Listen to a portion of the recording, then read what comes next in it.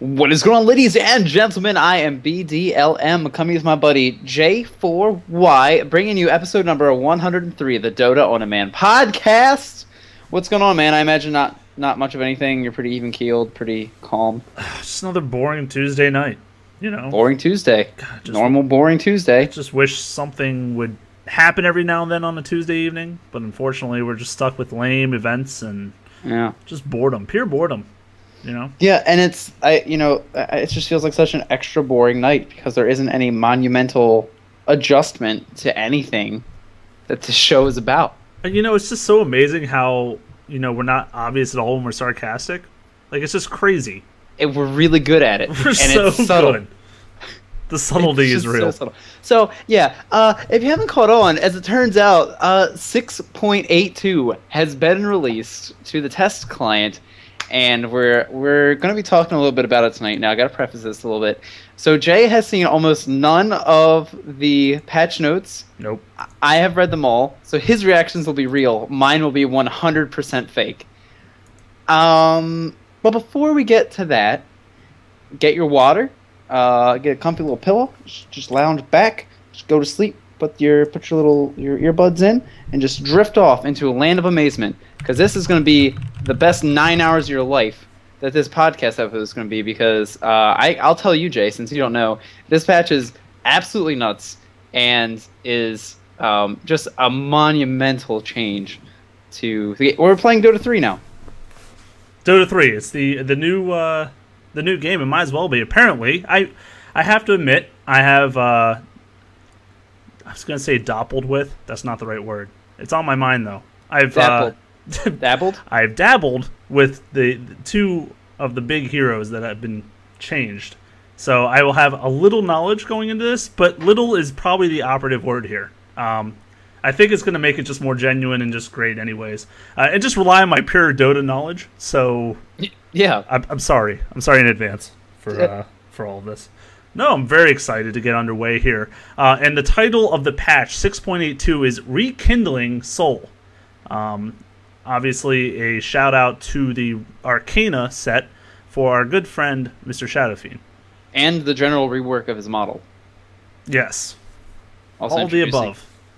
That as well. Also, I just want to quickly say, before we get underway, thank you for everyone already joining us in the chat. I really hope you guys trigger some own conversations on the side of ours, and I'd love to go in and just pick up pieces and talk about them. So I just want to say, get that rolling, and I would love to incorporate it into our conversation as well.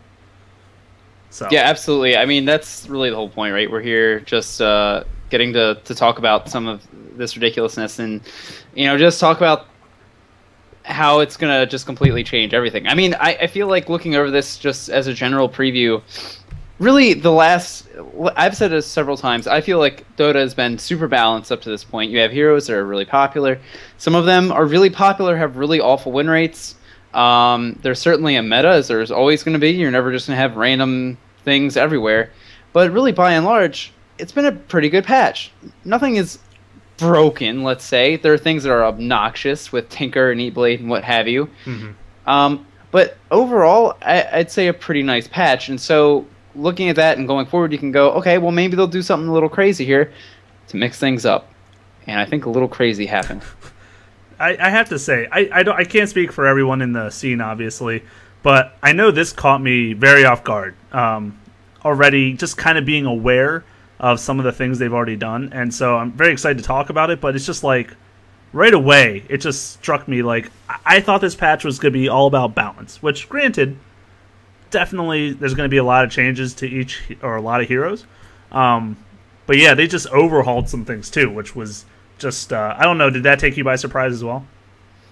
I'll say that I was expecting there to be big changes in the patch, because like I said, I feel so stable that gives you the opportunity to really mess with a lot of stuff. But yeah, I mean, some of these things are just completely mind-blowing to me, and it's up to you to decide if you think they're for the better or for the worse, and hopefully I'm really curious to see what your opinion is on a lot of these things, but really across the board changes that are really game-altering. I mean, Dota 3 is a joke, right? But I feel like everything is going to change pretty significantly. So I don't know, man. Let's you want to start rolling through these? I feel like it's time to head down. I'm on the web page, just so I know you can't see visually what's going on here, but I'm kind of scrolling through the first part here, which starts off with the Demon Eater, the arcane item set for Shadow Fiend. Apparently, if you purchase by October 31st, you receive an exalted quality on the item. Which what does that do? No, it's really important. You were the first. Does that really help us in any kind of way? You were the first one to love the skin. That's what it means. It's really important. You need to show that you were here when it happened. You get a lot of stuff, though. New hero icon, portrait, loadout pose, which is interesting. I don't know if that's happened before, having the new sort of loadout pedestal, which is really neat. Unique attack effects. Also, a gem that shows triple raises, so that's pretty neat as well. So it's kind of nice that it's some... there are additional unique components to the Arcana skin, because, let's be honest, they're ridiculously overpriced. Not overpriced, but they're expensive. A lot of work goes into these, I'm sure, but holy crap, dropping $30-some on a skin is a little ridiculous for some of us who are still working their high school paper routes as their 40-hour-a-week job. Okay? Fair enough. So, how do you... I love that they did some work with the shadow rays. I think that's really cool, especially the triple raise thing, as well as the status effect that displays over them. I think that's a neat way to make the Arcana more worth it, like more unique, I guess you could say. I haven't heard the altered voice yet, so I already thought his voice was pretty awesome. I'm pretty curious what difference this is. It's not going to be like Michael Jackson or anything, is it? Maybe a little more. I hope not. That would be a really awkward pairing. But yeah, I thought he looked fine before, but he definitely looks pretty ballin' now. I'm on board with it. There's a new treasure thing. Great. There appear to be... Treasure? Treasure. I do like treasure. So apparently new sets from Rana, Nagasar, and Magnus, and... Oh, more. Yamini Knight looks pretty slick. A little Nova Courier could be in there. Nova. Yeah, the Courier morph, which is pretty cool. So whenever you call the Courier to yourself, your own Courier skin will pop up. So that's neat. So you get to see yours if you're a carry player or somebody that refuses to buy the Courier. I hate to tell you guys, at 500 MMR, one of you is going to have to buy one now, just so you can see the effect. Well, if you buy it, you won't see the effect. Well, you will when you have it delivered to you. Well, if you buy it, it's your Courier. Yes. You understand what I'm saying? Yes, okay. But somebody's going to have to buy a Courier, is what I'm saying. So, yeah. Fantasy Season 2 kicking off. So, that's pretty neat. Excited to see that back again. Teleport effect item that lets you show off past fantasy season successes, as well as a new web interface that allows you to access your fantasy team whenever you like. So that's actually really cool, because people like me who just forget that this exists for some reason during the day, or if you're on the go, you now have the ability to sort of mess with this. So that's really cool. Just all my fantasy success, just so much, I could just show it off. So much of your success that I have the token for winning the season. But and I'll shut up after this, I promise, Jay. Fight recap. Basically something that Beyond the Summit was using. Yeah. Really neat, showing you what ultimates were used, the gold change, the experience change, and from the little snippet of the image, it even shows you which heroes the swings really meant the most to. Really awesome tool to be able to see what happens through the fight and see how it really affects the other things on the board. This, along with like the gold graph now reflecting net change, I think is really a nice way to help people understand what's going into the team fights, what's coming out of them, and how that's affecting the game in general. Because I feel like there are some games where you just go like, how did it come to this? I have no idea. I think this is a great way to help people get a better grasp of that. Yeah, it's just another tool in the arsenal of the commentators, and it's an amazing one. I mean, I'm just looking at that little picture there, and that's beautiful, frankly. It gives you everything you need. It's not like over the top either, but it's like exactly all the information you can ask for. Now, I don't know how long it stays up there. I don't know if it's something we just kind of, you press a button to keep it up. Like, I don't know all the details, but it definitely is looks amazing just from this picture here. And I'm definitely excited to see it in action. How about you lead us into the next section, my friends? Arguably the biggest change? I mean, yeah, I guess it is. Arguably. I feel like that's maybe why they started with it in this whole listing. of patch notes. But map change, and not just one. A few. Well, there is definitely one that you could say takes the cake. And this guy is staring us right in the face as I look at the picture. The Roshan pit has been moved. Well, not completely. It's just kind of been shifted around. Still in the upper right-hand corner. And actually, I'm going to scroll all the way down here and try to skip. Or no, sorry, the details are up here. I'm a rookie. Let's be honest. Okay. Either way, though, the Roshan pit, like I said, getting kind of moved around here. As well as some new, I believe, ward spots are popping up. And there are some new paths that are carved out near both secret shops. So let's start with the biggie, the Roshan pit. You can see now the entrance is right at the bottom rune. That is exactly where it lets out. There's no other paths in, just the one still. What are your just initial thoughts? Now, I just have to say before we get into it, I know I just asked you a question, now I'm gonna keep talking. And then I'm just gonna pretend a rabbit. Rabble. We went over a Christmas patch a long time ago. Years ago. It felt like it actually might have been years. It was literally years. It was all these crazy patch notes, such as Lion Alt hitting multiple targets, for example. But there were a few, and we were questioning, are any of these really going to hit the server? Some of these are just crazy. And one of them was this Roshan pit change, and it was exactly how this one looks. And I was thinking to myself, really? This is their answer? Because we've heard Milk talk about it. We've heard other pro players discuss the Roche pit and how it gives the Dire such an advantage due to its positioning on the map. But there's such a difficulty, the map is so, complacent that it's kind of hard to move it around. So this was their answer. What do you think this is going to change a lot about the game? Well, yeah.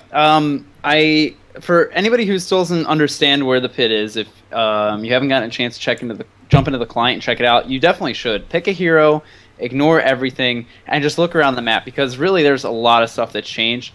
Basically, the pit has sort of rotated down a little bit, so it's closer to the Dire Tier 1 tower. But like you said, the entrance to it is now up and to the right of the bottom rune spawn, as opposed to being due north or a little bit northwest of it. Mm-hmm. And when we saw this in the Dota 1, I thought this was a terrible, horrible change, and I didn't want it to come anywhere near Dota, because now the map is really unbalanced as far as the weight, as in top versus bottom. Mm-hmm. What value is there in the top of the map at all anymore? I feel like while it's difficult to get to the Roshan pit from the Tier 1 Tower Dire, you sort of have to now go up and around back towards the Tier 2 a little bit further and swoop around. It feels like it's just too far away from the top of the map now. It was, of course, in an imperfect position before. You can't put it in the middle of the map because, as it turns out, there's a lane that goes through there. But I don't know how... I feel like the whole top lane now is just sort of whatever. It's just... Eventually, we should take it for racks. There's no real weight now. The bottom of the map is now too heavy, in my opinion. What do you think? That's actually a really great way to look at it. It's interesting. We've compared this in the past to League of Legends, where they have two high target / high bounty creeps. They have a Roshan similar creature in the top of the river, and they have a kind of a lesser reward creature in the bottom. So while it's not perfect, at least there's kind of weight on both sides of the middle lane. And as you say now, this is just completely just so heavy down here in the bottom lane in particular, because now you're right next to the bottom Tier 1 tower, as you say. Not only that, but you're by the rune, you're by the staircase. It's so accessible by the Radiant side now, which I guess was the idea, right? I mean, they were saying, oh, Dire has such an advantage because the Radiant had to cross kind of over the river through the woods to Grandmother's house. I'm sorry. That was just, it was not such a perfect setup. But yeah, they had to go kind of this awkward curve around to even see in it what was going on. You could get so much vision around this new pit, and it feels like it's going to be really difficult to not only sneak Roches now, but it's just going to just kind of change the dynamic of fighting around the pit. And I'm really curious not only about the pit itself, but the paths they made by the Tier 1 tower on Dire. I pulled up the picture here of like I said, the kind of sneaky path that goes right behind the pit. But it also cuts into the Tier 1 tower and all the way up to the secret shop. And this is the Ancient, where the Ancients will spawn if you were kind of curious what was going to happen to those. They will be right there above Roshan. So essentially, it looks like all this high ground around it. There's some trees and such, but there's not really any great standing ground. It's really just... it's going to be similar, I guess, to the old pit where you can still blink in or Batrider fly over or do those kind of similar things to kind of sneak in and get some initiation. But I really agree with you. I think this positioning is going to totally change the value of Roshan, and just how teams are going to play the map might just be... I wonder almost if heroes that are great at split pushing top are going to like really destroy the Dire. Do you understand where I'm going with that? Like, for example, I'll just use Broodmother here. If Broodmother's in the top lane, gets and just keeps that pressure on top the entire game, the Dire's going to have no choice but to defend at their tier 3. And that could just really open up everything for this Roshan. Because now the Radiant's got such unique position to kind of pressure top and as well as put themselves in a great position for Roshan. I think it might just really allow those split pushers to do that much more work.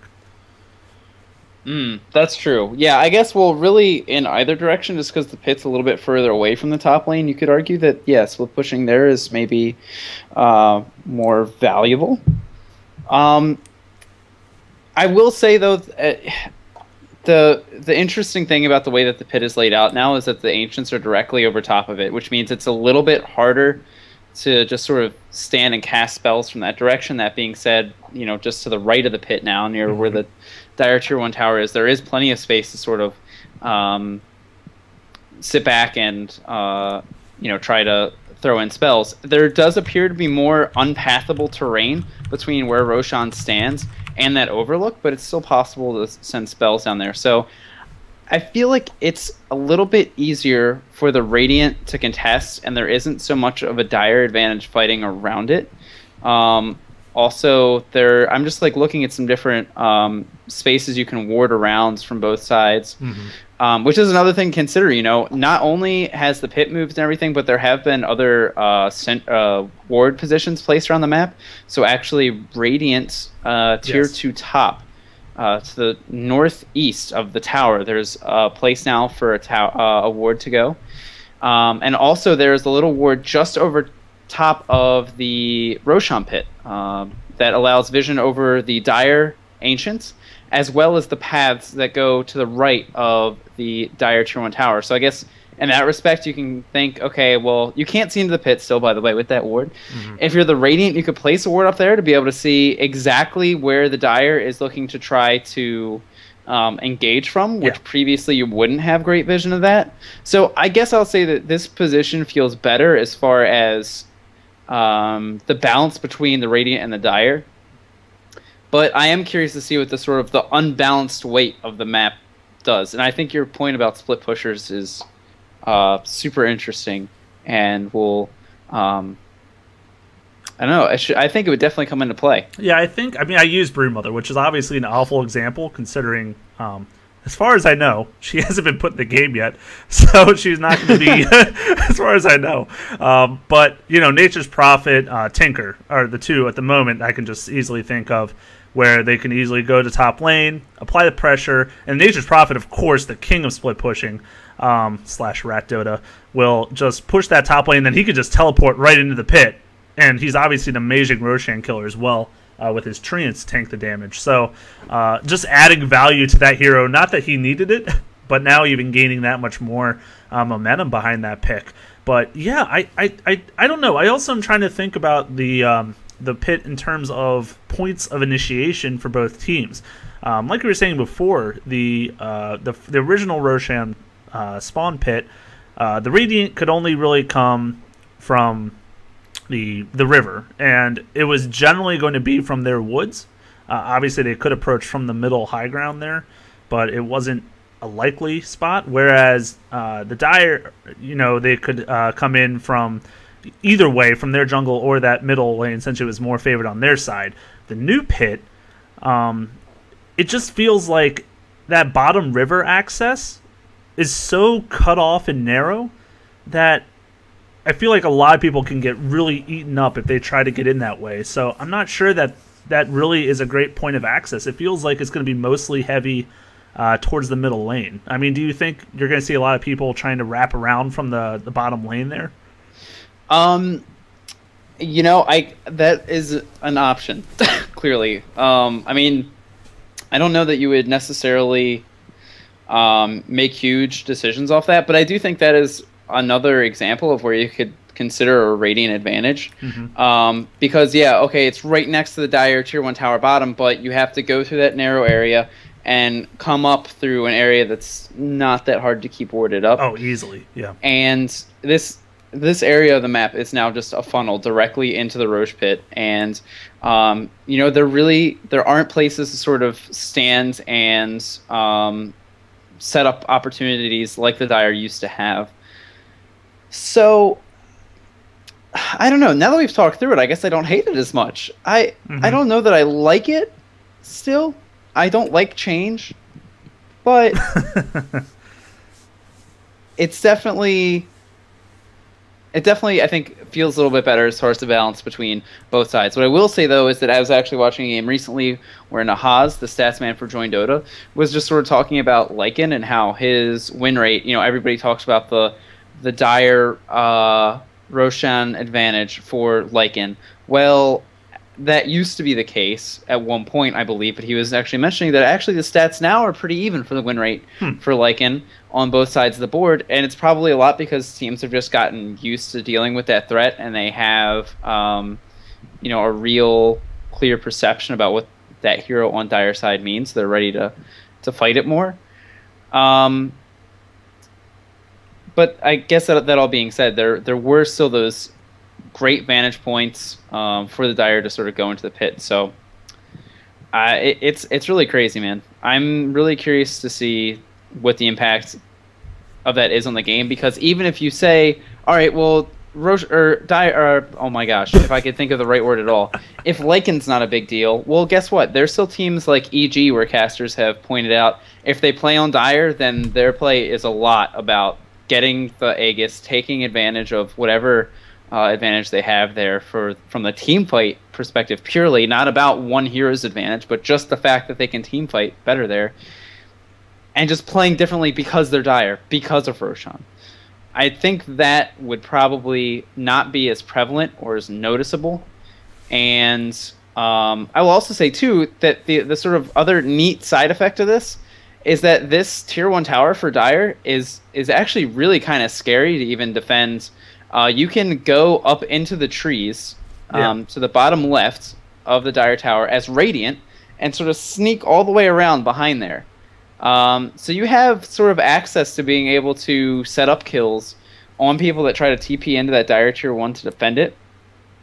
So while you can say that the pit is closer to that Dire tower and TPing there and then blinking right over to the pit wouldn't be that difficult, it is now sort of a little bit harder to defend. Whereas the Tier 1 top for Radiant is, just as it's in the same position overall. Right. There really is no change. That's true. I mean, there is that one little sneaky path that kind of connects the Secret Shop Radiant to their Tier 1, which I personally love that path because it was, let's be honest, it's pretty frustrating to have to go all the way around just to get your item. Now you got that kind of direct shot to buy it, but it also does allow those smoked up players to kind of get an easy access gank right at the tower if they need to. Now granted, I'm sure the popular path will still be behind the tower with a smoke. I don't know why you would try to, unless you were desperate to get the hit on them right as they were at their tower. Doesn't seem too logical, but I definitely agree. It definitely opened up a lot more doors for the Dire gank, but I think that it's going to just put so much pressure on this Dire Tier 1. It may start even getting abandoned at some points. just purely because it's like you said, you're so gankable now. You could go get smoked up and head over to this dire tree line here and just sit there for a while. And when the lane pushes, easiest gank of your life, really. I don't know. I am a little concerned about that as well, but it might just bring in stronger, more durable dire offlaners to kind of counteract that anyways.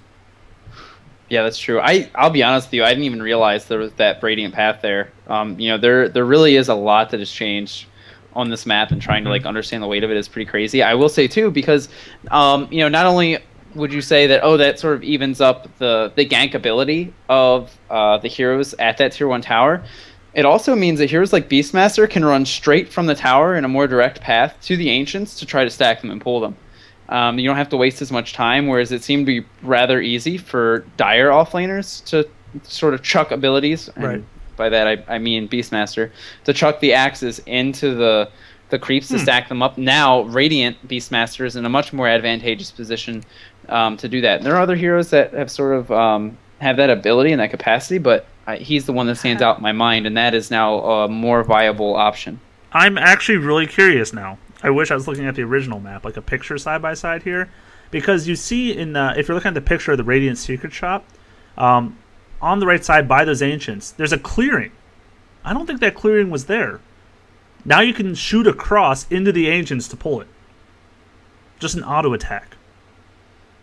I will move my hero there presently. Please do. See if you can look across. I feel like there were some trees that you'd be able to get a little bit of an. It looks to me like you can see across that ravine and pull the Ancient stack, which would definitely add to your argument of making it a lot easier to stack up. You could before. Well, you had to chop down trees, right? You had to chop down trees to be able to get the. Well, anyway, I don't know. There's a lot in play. There's a lot, to say the least. Yeah, I definitely agree, though. It seems like it's a quicker route, if nothing else, to get over there to try to stack it up, too. So that does add a little bit of balance to that as well. I am curious about this ward spot, although it's kind of like the spot down in the Radiant Jungle, about how obvious it is as a warding spot. But yet teams still use it all the time, because the vision is just so rewarding to do. Like, even if you get counter warded, at least you had a lot of help for a while. So I definitely see it getting a lot of use, even if it's really easy to get countered as well. Yeah, I mean, it's a really awkward one to move to, which I think is pretty interesting. Even using it as the Radiant, as a defensive ward, to see the movement of the enemy team. If you're sort of fighting a death ball, if you're sort of getting strangled out around the map, placing a ward there is, I feel like, a really strong choice. And to de-ward it, I feel like is kind of awkward for the dire. You have to get really close, put yourself in a strange position, and that could give the Radiant more of an opportunity to gank any support hero that's maybe trying to go out there a little bit past this team to try to get rid of that tower. So the chat just confirmed that there's mini trees there. So yes. Oh, there are. Look at these little guys. Yeah, there's little. I didn't know if those are actually trees or just like little guys. Extra. So now, thank you, Justin, for that. But yeah, what can you do? It looks like you actually can see across. You can. There are those two little trees. But if you go just north of that, you can run around the side and you can see the Ancients from the other edge. And now, since I very intelligently picked a Baden to look at this game, I'm gonna do it as a ranged hero. No, before we were talking about the Ancients, I was in a game as a Baden. Fair enough. So don't give me too much crap for that. What, did they change him?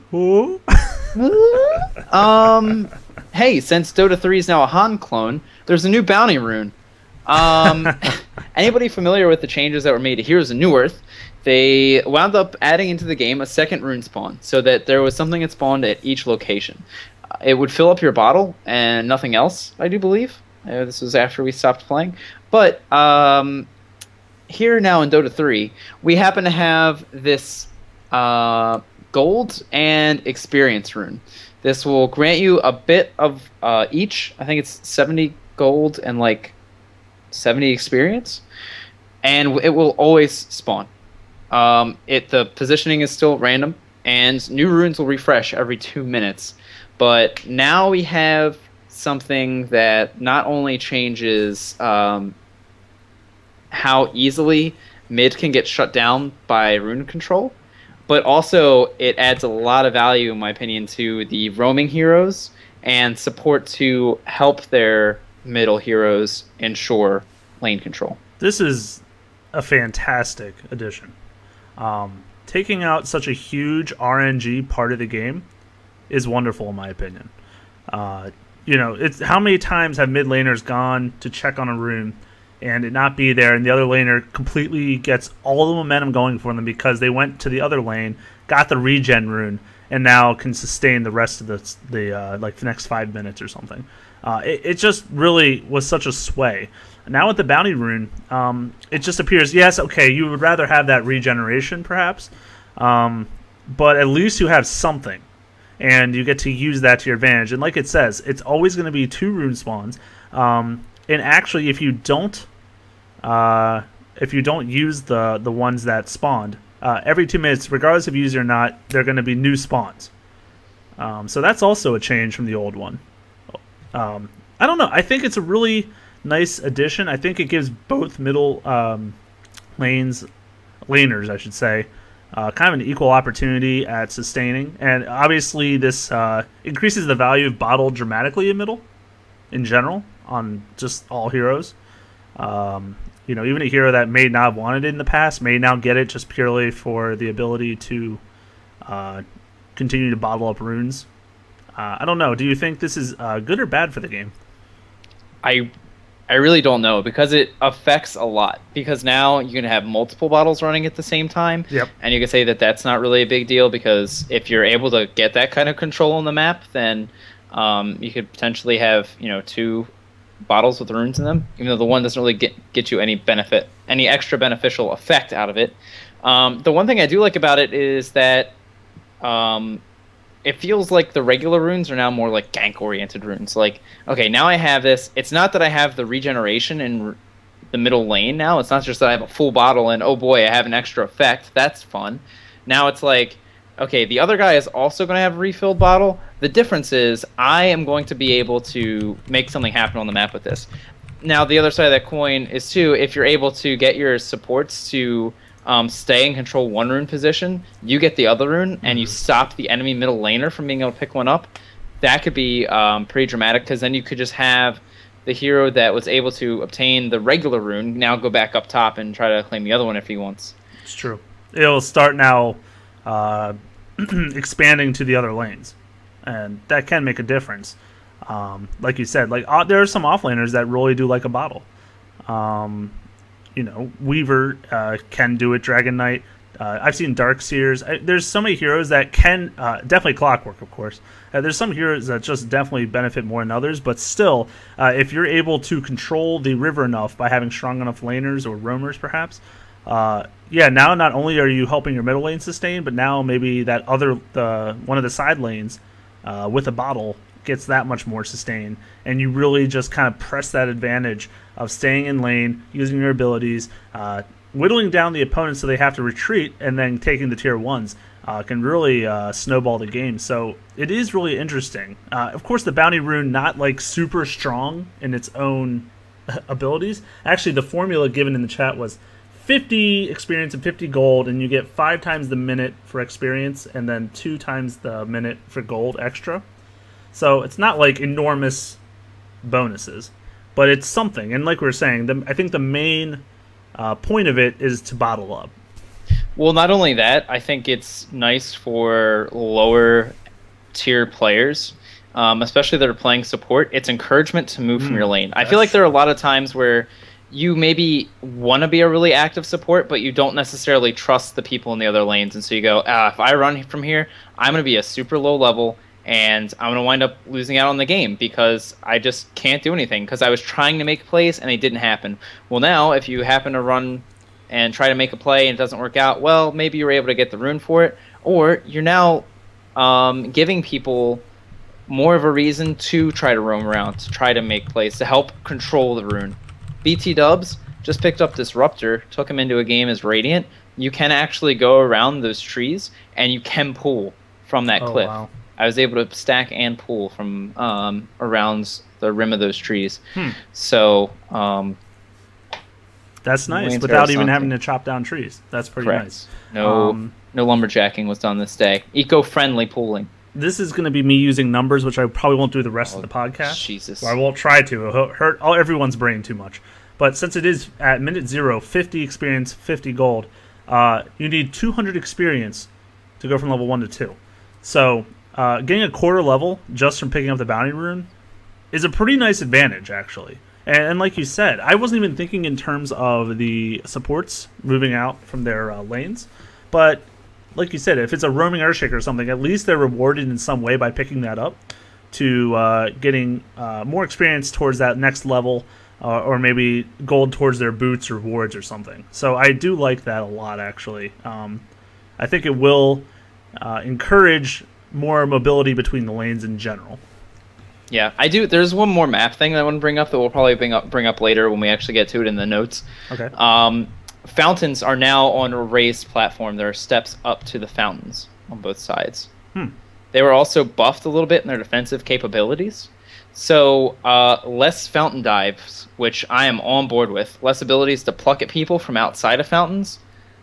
Just thank the Lord. I really dislike camping. I don't even understand it. Some games I've done it. I'm not going to lie. I'm not going to sit here on an ivory tower and say that I've never done it. But if you're crushing the game, just finish it. End it and get back into a competitive game instead of making a game that people have lost more miserable for them. So, again, they list out the buffs to the fountain in the fountain area later on, but I just thought that was another change that I was really glad to see. So we need MKB. Yeah. And then Sniper. we need Ghost Scepters for vision, so people go in to give us vision. And then we MKB kill them. Perfect. I'm on board with it. Back to trolling. Or Clockwerk, I guess. He could also flare, give that vision. Yeah. How about this new item?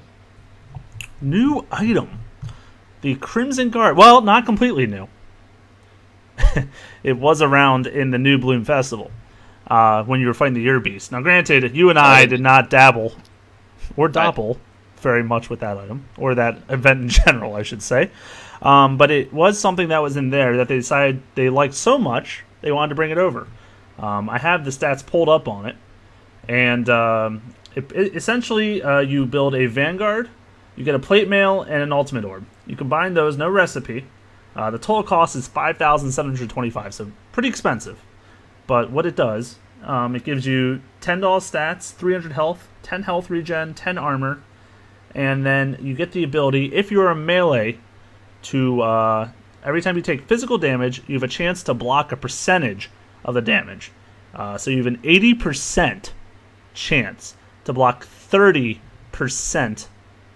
damage from physical. So, blown away by how tanky this builds people for two reasons. One, 30% damage late game is pretty insane considering how much physical output there is. I want to say you're not reading the right thing. How am I not reading the right thing? The 3850 Crimson Guard, 250 health, 6 health regeneration, 2 to all stats, 5 armor. Where do you see this? This is in the actual shop, not the Year Beast event version. Thank God it's not that would OP. Be okay. A little ridiculous. Let's scale it Here down. we go, folks. Pull it in. Here's the Jay was about to build this on like Zeus and everybody. He was. I really thought it was OP. I'm glad that I was wrong. He wanted to equip that bad boy on the courier. Keep that little guy safe. Vanguard, Buckler, and Recipe are the requirements. Not what I said previously. 38. We need our fact checker. He needs to be on top of it before I even say what I'm going to say, because clearly I'm wrong most of the time. So Vanguard, Buckler, and Recipe gives 250 health, 6 health regen, passive damage block, 80% chance for 40 or 20, depending on melee or ranged, 5 armor, and 2 to all stats. With an active, which is Guard, it gives nearby allied heroes plus 2 armor and a damage block shell that has a 100% chance to block 50 damage for 9 seconds, 70-second cooldown. Great. All right. That sounds way better. Thank you very much before I went on my tirade there. It's really my fault because I spaced out when you started talking, and then I started hearing numbers, and I was like, wait, what? What's happening right now? Yeah, it's a little bit different. as you said, built from Vanguard and Buckler, which I think is really interesting. So the components themselves, the most expensive part of this item is 1100, so it's not too crazy of a build-up. You also get yourself a Buckler, which is pretty snazzy the early you get it. I feel like both these components are actually really good really early, but it solves a problem for Vanguard in that it sort of just falls off after a certain point. It almost feels like the Sange and Yasha, the way that people tend to think about it now, where it's if you get it super early, then it's good, but later the game goes, it sort of falls off, and then you're like, well, why didn't I just go for something else, and yada yada. Crimson Guard really feels like a nice way to transition a situational item like Vanguard, make it more mainstream by giving it late game potential, and then also giving it a sort of supporty element and the ability to really not only block yourself from damage, but also your really squishy supports. I mean, it's a flat amount blocked, 100% chance for 9 seconds, so your heroes with low health are really going to benefit from this a lot. What I think I love about it, and you already kind of started with on the Vanguard thing, it's using 2 items that, well, the Vanguard obviously gets next to no involvement in the pro scene right now. The Buckler obviously gets a ton, but it's used purely and only for that mech. Now giving it a second path, if you will. Something else you can build out of it, and something very useful as well. I mean, $38.50 is kind of in the in-between price-wise about what you can afford and what you can't. Obviously is better on melee heroes for that 20 extra damage blocked. But still, I mean, I feel like, in general, a lot of ranged heroes will not be going for this kind of item. Not that a lot of ranged heroes like to get tanky anyways. Well, this way. I guess I'll correct myself. But I just think it's interesting that it utilizes these items, like I said, that just don't see the day of light by themselves. The day of light. Did I say it again? I can't believe I've done that again. Light of day. Light of day. Go on. So yeah, it's just intriguing. I don't know. I think it could get some use on some of those tanky initiators. Kind of another option, if you will, on heroes. I guess off the top of my head, Centaur, possibly Clockwerk, although most likely not. I'm starting to run out. Help me with some steam here. That's okay. You know, Axe. I mean, there are a lot of great heroes I think it makes sense for, but the thing that I think shows you really its purpose is the fact that Pipe costs $36.25, Crimson Guard costs $38.50. They're almost comparable by price. One is clearly for physical, one is clearly for magical damage. So it's also interesting that the Pipe is built out of the other mech component, so that's kind of fun. But basically, I find this is just a great equivalent, again, to the Pipe. It's just a way to sort of safeguard the rest of your team from a certain damage type. So helping making your team as a whole more survivable and giving initiators a different way to go other than just maybe a more selfish build after getting like the Blink Dagger, getting, you know, an Aghanims. Yeah, for, mech like, your Pipe Clockwerk is like kind of the standard for a lot of them. Bristleback too, which thank you Peter Grimes in the chat. Bristleback, this seems like a very nice item on as well. But yeah, like I said, you know, you don't have to really go the Pipe or the mech. Those kind of just expected tanky items for some of these heroes. Now you have this other option which blocks just so much damage. And like you said, it buffs your whole team. It's a useful item in the team fight. And just kind of a different approach. Depends on what you're up against. If you're looking against a bunch of more heavy auto attackers or physical damage, this obviously would be preferred over something like a Pipe. So definitely an interesting item for sure. And I actually said something, and I know you don't have the answer, but okay, the item shop. Wow, no faith. No, zero faith, because the light of day, something like that. Oh, I said it right that time. Damn. Anyways, the item shop. This was the last slot under that category. Under caster, there appears to be 2 missing slots, if you will. Let's go ahead and just shoot out the rumor mill real quick. Yeah. You think there's the 2 next items are going to be caster items coming down the pipe? It's actually, one is going to be for when you have built 2 level 5 Dagons. So it's like S and Y, but for Dagon. Oh dear. And then the other one, I only had enough wit to get me through one item. I'm sorry. Great. Yeah, no, interesting. You know, conspiracy theorists go crazy. I don't know. Okay, I can't read any more of those items. I had to quickly zoom away. I almost spoiled for myself. Yeah, stop it, Trey. Stop it.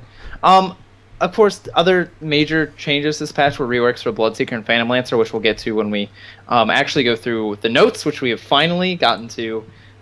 OMG. Let's start off with the general. Fountain area is now at a higher elevation level. Fountain vision increased from 1400 to 1800. Fountain attack range increased very slightly by 100. And the true sight range increased dramatically. Again, I think this is just anti-fountain dive. Cool. Right. No, I just completely agree. There is no other reason you would want that. Maybe for like bottle crow sniping, but that's only when a Dangerous Prophet TP's in behind near the fountain. So yeah, let's just go ahead and say it's for the camping.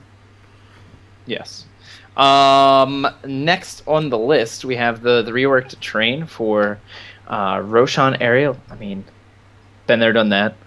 And the bounce rune as well. Denied creeps now give less experience. This one I think is pretty interesting, as well as the fact that First Blood bonus gold has been decreased. What are your thoughts on these? It's 50% experience from creeps as opposed to the constant 36 per unit. I'm not sure how that works out in practice, to be honest. Obviously less in general it obviously is encouraging being more involved in denying your own creeps instead of just kind of letting the wave do your thing. Now, in the pro scene, if anything, this is going to just kind of... I don't know exactly how it's going to affect it. I thought I did, but the more I'm thinking about it, I was like, well, is it going to encourage supports to be more on top of their lane, like denying creeps and lane control?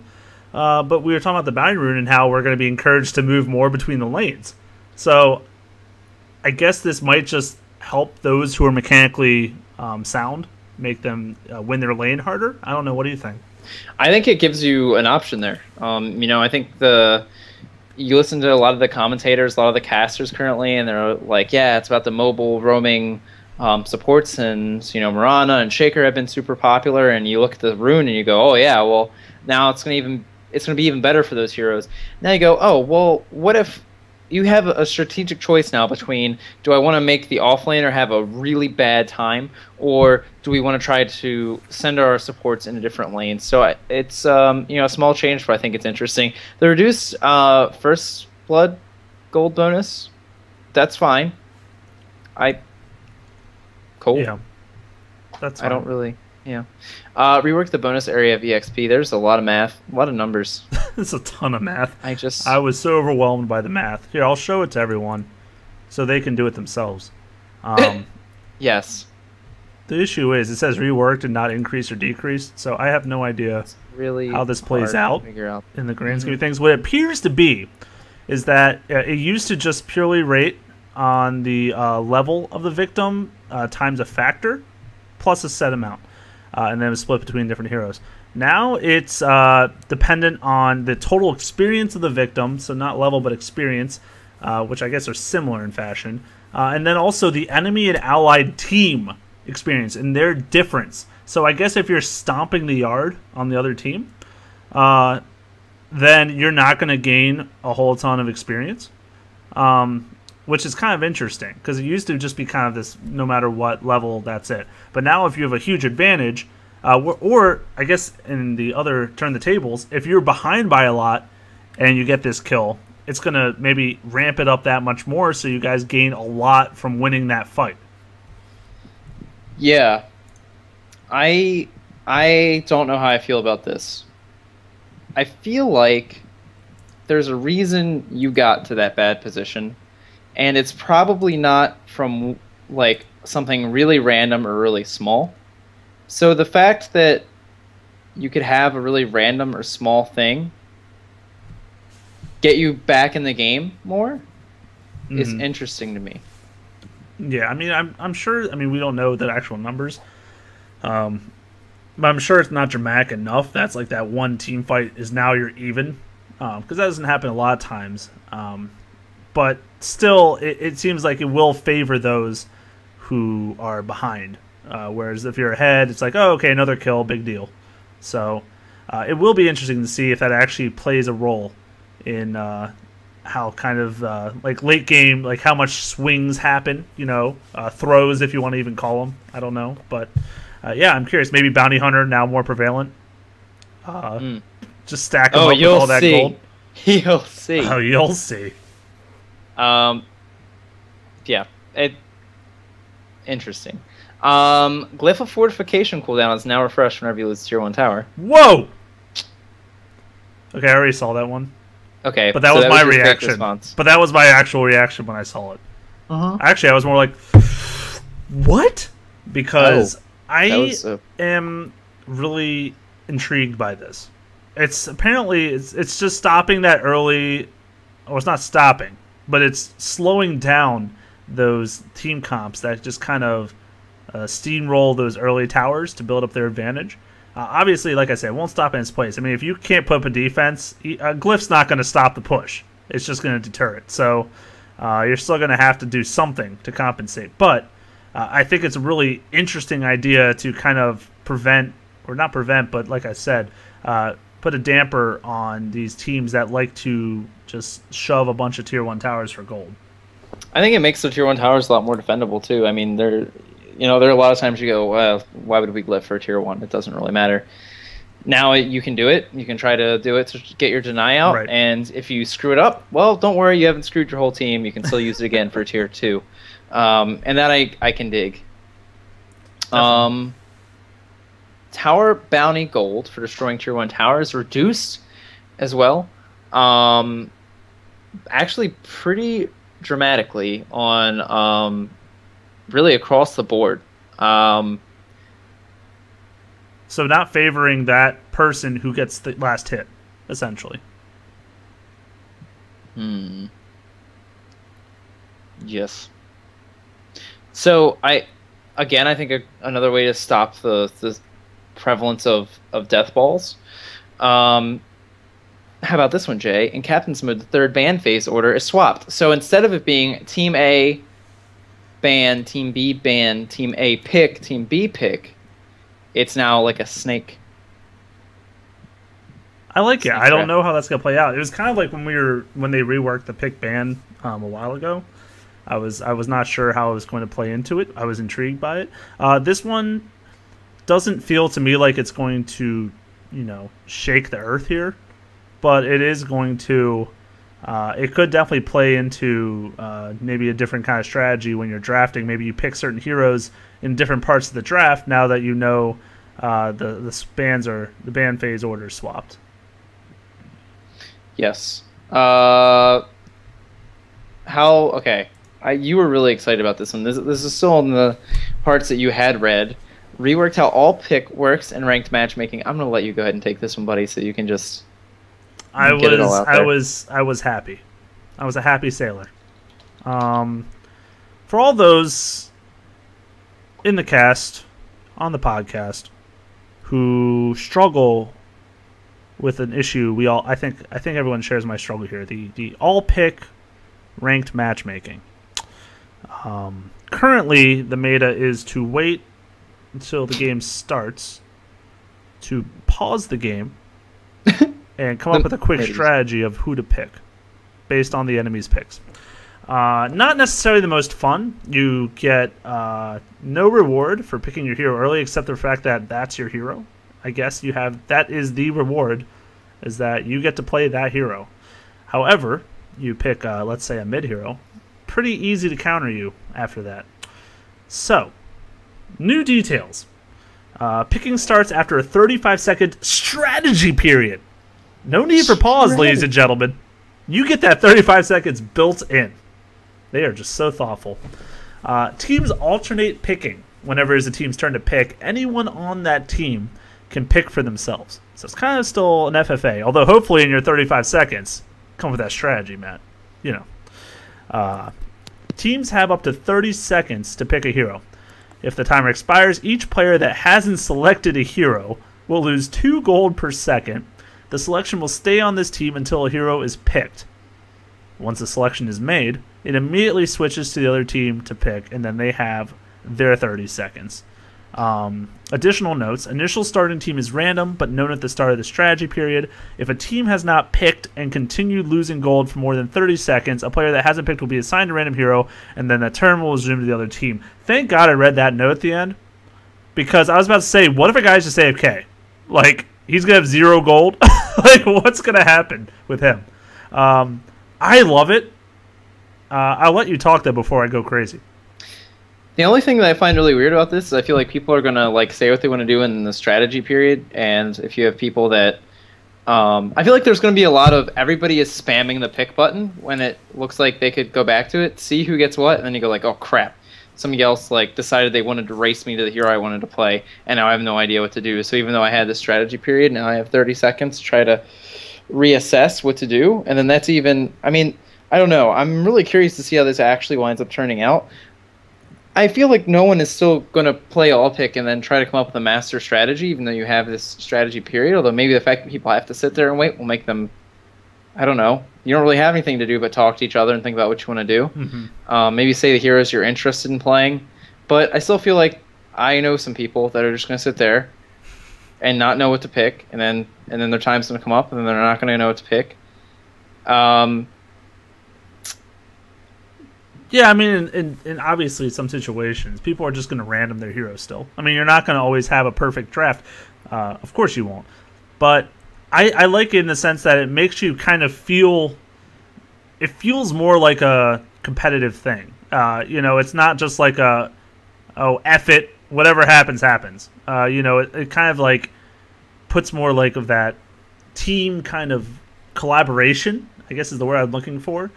So if you see 3 of the picks on each team, you're like, okay, we got our 3 cores picked out already. Maybe I should go support. No, it's not going to. Every time, it's not going to happen. Like, I'm not stupid here. I understand that you're still going to get Anti-Mage as your 5th pick when you already have 3 carries. Like, I understand the situations will arise. But I think it may help. I think it just might be an assistance. Obviously, they're having trouble figuring out how to kind of solve this crisis that's happening in ranked matchmaking. And there is no solid answer. There's no perfect answer. But I think this could help out in general. And it's for ranked matchmaking. So if you still want to just do your YOLO random, feel free just to do a non-ranked. You can do it the old way, too. Yeah, I mean, because when we had Genobeam on our show, you know, he was like, I don't even play all pick anymore. There's no point. It's stupid. Like, people don't think. They refuse to think. They just pick whatever they want. And again, there's still, I feel like, going to be plenty of that. Maybe making people at least sit and have nothing else to do but use their brains might, I don't know, might do something. It might. That's what I'm saying. Maybe we'll give them that little push to go for that support instead of that Anti-Mage 5th pick. Yeah. Aegis duration decreased from 6 minutes to 5 minutes. Roshan slam. Area of effects increased from 250 to 350.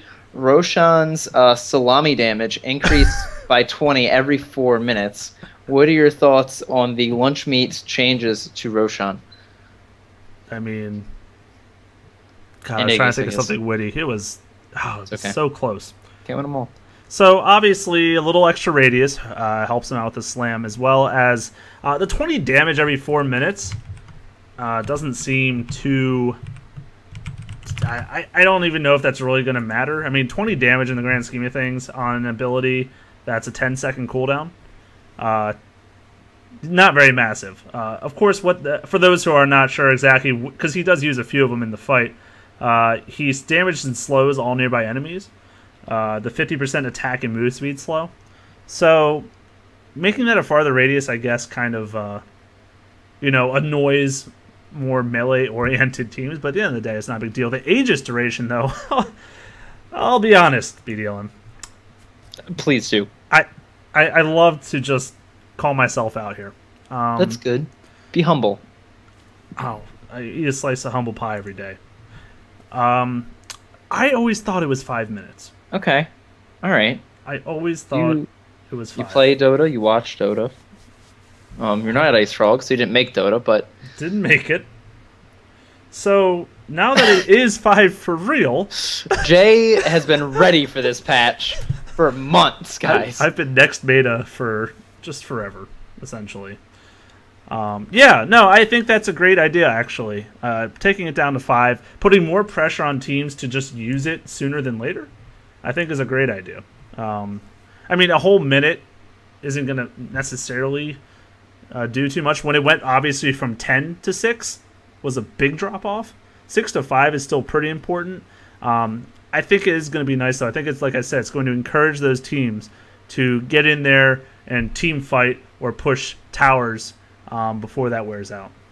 Yeah, I think it's a lot about trying to make people active with it as opposed to passive and just being like, well, whatever, I'll just, we'll just sit and farm with it. You have this limited window, make a play happen or don't, and then the game is back to normal. So you're not really penalized for having missed the opportunity for the Roshan as much. I will say, though, I actually really like the slam changes and stuff. Oh, yeah? I think it makes... Just making Roshan do more damage in the later part of the game, I think makes the fight around it a lot more interesting because, if he becomes a non-factor, then it's just, now it's just going to take us 30 seconds to kill this, and hopefully the enemy team doesn't find us.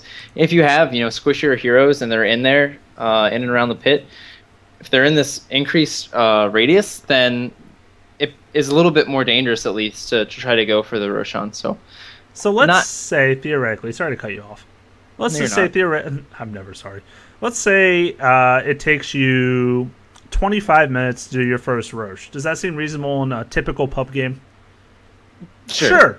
So that means Slam went up 120 damage. So now instead of 70, it's hitting for 90 or 190 every 10 seconds. That actually could be pretty impactful, I have to say. It's not, like you said, it's not huge, but it's something. At least it makes it a little bit more of a gamble.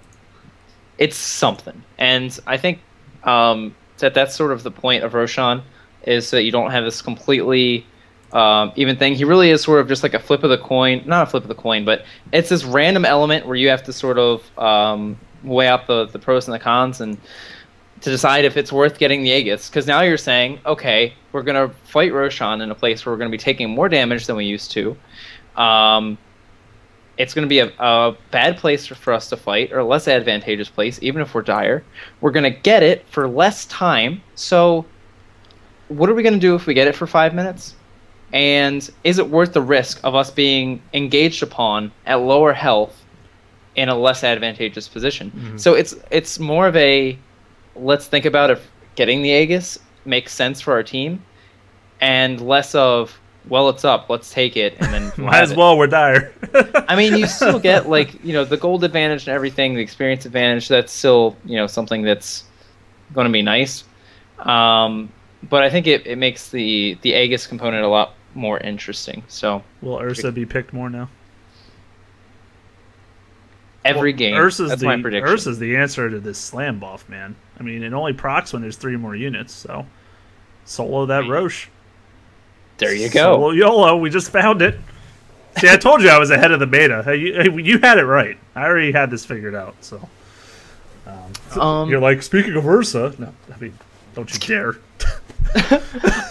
There were a lot of changes to creeps, which are pretty interesting. Some attack ranges increase. Some spells removed. Toughness aura on the Wildwing Ripper now applies to siege units, so that's kind of neat. Hellbear Smashers got a little bit more vicious. They now actually have the swiftness aura that the Centaur Conquerors used to have. So the Centaur Conquerors really just about their stun, as opposed to the attack speed aura that's now being placed on to the giant tomatoes. So they thunderclap and have the attack speed aura now. Seems pretty tempting / delicious for a Doom, I have to say. Oh, that's true. Yeah, I mean, I feel like the Dooms are still always going to go for the pack leaders. Well, late game, right? Yeah. Early game, though. Attack range reduced on the Satyr Banisher. So, I mean, there were a lot of changes made to some of these creeps. There's a really big one that you didn't get to, which I can't wait for your yip sound, which will be coming. I'll tell you right now, prepare for yip. Prepare for yip. There are also some spells that are not properly dispellable, and yada yada yada. Nobody cares. Let's get to the heroes. Top list. Mist Coil, mana costs, rescaled from 75 to 50 to 80. Thoughts? Wow. Actually, pretty... I like it. I like it how it takes out... His level 1 through 3, it makes him a little less spammy of a heal bot, so I like it. From 75 to 50. So he's now... Oh, whoops! Okay. Well, I like it because it does the exact opposite of what I just said. Okay, well, here's... Okay, no, let me change my argument. Now, what I want to say is it makes it a little more tempting to pick up over his shield in his earlier points, possibly. I no, like still it. Not. But go ahead. It's okay. I just like wrong. it because I feel like you would wind up saving your mana a lot on a Baden, and you'd wait for those critical points to be throwing out the Mist Coils, and now I feel like you have a little bit more freedom with it. I mean, between that and the shield, he's a little strapped for mana, even though his other two abilities aren't castable. So the ultimate castable, but it doesn't cost mana. So I think it's neat, and I think it gives him a little bit more freedom, makes him feel a little less all about just the shield or about one big play. It gives him a little bit more sustain across the laning phase.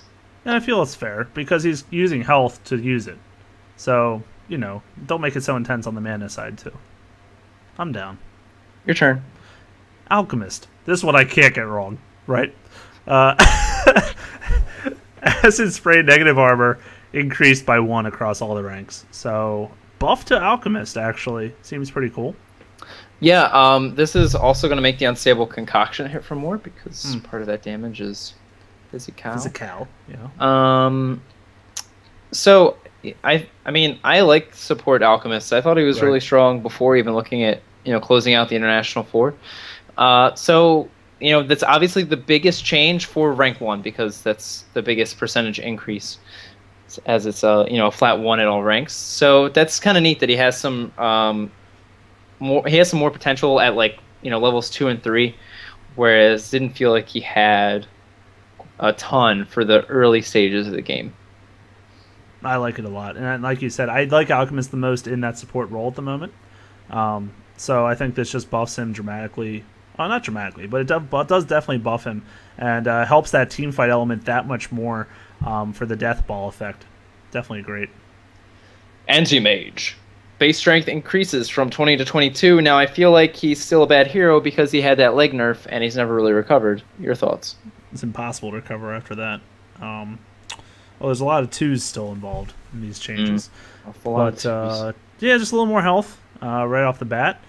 He obviously he's not the squishiest, but he definitely suffers early game from being vulnerable to different attacks and spells and what have you. So getting that little extra strength, a little extra health in the lane, sure, why not?